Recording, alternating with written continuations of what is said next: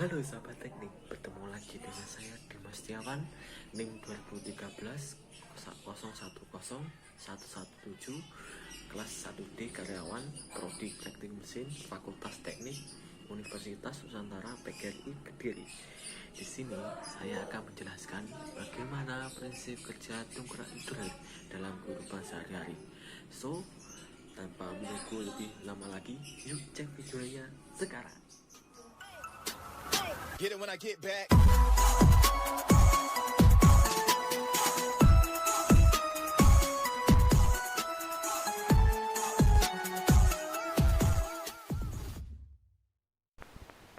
Sesuai namanya, dongkrak hidrolik adalah alat yang digunakan untuk mendongkrak sebuah benda yang berat. Contohnya mesin, kendaraan, dan lain-lain. Dongkrak hidrolik disebut dengan hidrolik karena memang menggunakan liquid atau cairan khusus sebagai salah satu faktor yang dapat membantu pada saat proses pengangkatan. Sedangkan sistem hidrolik adalah sebuah sistem yang menggunakan tenaga fluida liquid untuk mengerjakan suatu pekerjaan yang sederhana. Tahukah kalian prinsip kerja dongkrak hidrolik? Coba kalian perhatikan konstruksi dongkrak hidrolik berikut. Secara umum, dongkrak hidrolik terdiri dari 3 bagian mekanis, yaitu sistem pengangkat beban, sistem pompa hidrolik, dan sistem pemompa atau pemungkit. Pada sistem pompa hidrolik, terdapat 2 buah tabung yang saling terhubung satu sama lain, berisi zat cair dan dibatasi oleh katup-katup sebagai sirkulasi zat cair. Masing-masing tabung memiliki diameter dan luas penampang yang berbeda. Tabung pertama memiliki diameter dan luas penampang yang lebih kecil, sedangkan tabung kedua memiliki diameter dan luas penampang yang lebih besar. Selain itu, setiap tabung juga memiliki penghisap dengan ukuran yang sama dengan diameter dan luas penampang tabung. Sistem pompa hidrolik juga memiliki tabung cadangan yang berisi zat cair dan dibatasi oleh sebuah katup. Apabila penghisap tabung kecil ditarik sehingga bergerak ke atas, maka katup pembatas antara tabung kecil dan tabung besar akan tertutup. Kemudian, katup-katup tabung cadangan akan terbuka, sehingga zat cair yang berada di tabung kedua akan terkunci. Sedangkan zat cair yang terdapat pada tabung cadangan akan terhisap dan mengisi ruang di tabung pertama. Kemudian, apabila penghisap tabung kecil ditekan sehingga bergerak ke bawah, maka katup pembatas antara tabung kecil dan tabung besar akan terbuka dan katup-katup cadangan akan tertutup, sehingga zat cair yang berada di tabung cadangan akan terkunci. Sedangkan zat cair yang terdapat pada tabung kecil akan terdorong masuk ke tabung besar, akan secara otomatis mendorong penghisap tabung besar ke arah luar. Pada saat penghisap tabung luar terdorong, maka sistem pengangkat beban yang terhubung pada penghisap tabung besar akan bergerak ke atas. Sementara itu, untuk menurunkan sistem pengangkat beban dilakukan dengan membuka katup yang membatasi antara tabung besar dan tabung cadangan. Proses ini membuat zat cair yang berada di tabung besar akan kembali masuk ke tabung cadangan, sehingga penghisap tabung besar akan tertarik.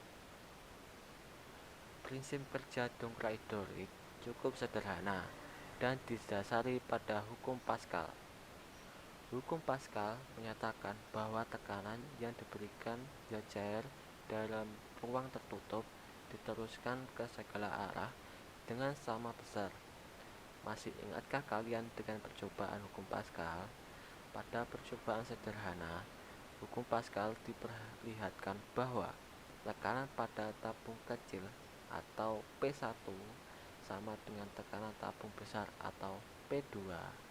Penjelasannya adalah apabila penghisap tabung kecil dengan luas penampang A1 diberikan gaya ke bawah sebesar F1, maka penghisap tabung besar dengan luas penampang A2 secara otomatis mendapat gaya ke atas.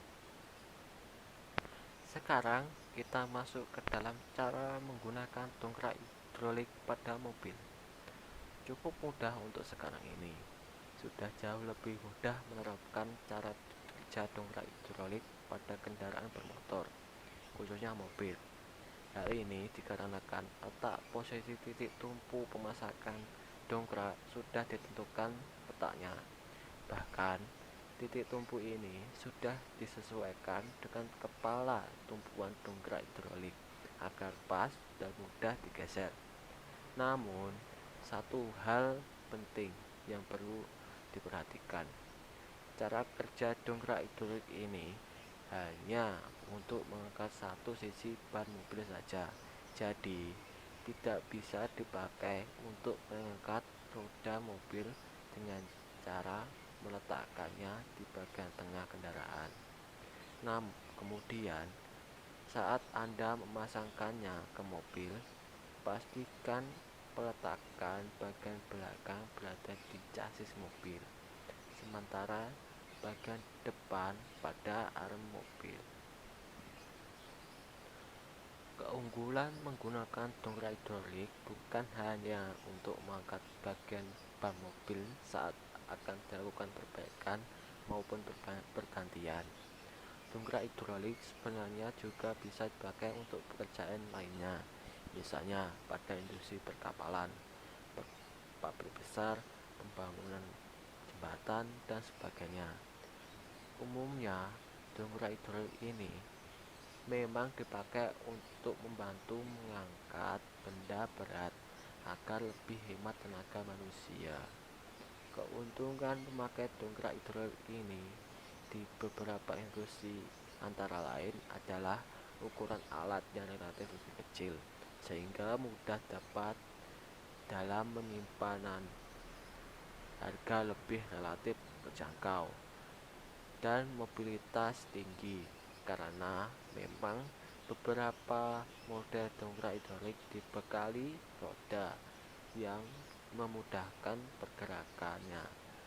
Belum lagi perawatan dongkrak hidrolik yang mudah, sehingga tidak perlu biaya tambahan untuk menjaga fungsinya. Demikian tadi penjelasan secara singkat dari saya mengenai prinsip kerja dongkrak hidrolik yang menggunakan hukum Pascal sebagai dasarnya. Penerapan hukum Pascal dalam kehidupan sehari-hari, khususnya untuk alat-alat berat, adalah seperti bego, dump truck, dan dongkrak karwas. Saya, Dimas Setiawan dari Prodi Teknik Mesin Fakultas Teknik Universitas Nusantara PGRI Kediri undur diri. Sekian dan terima kasih.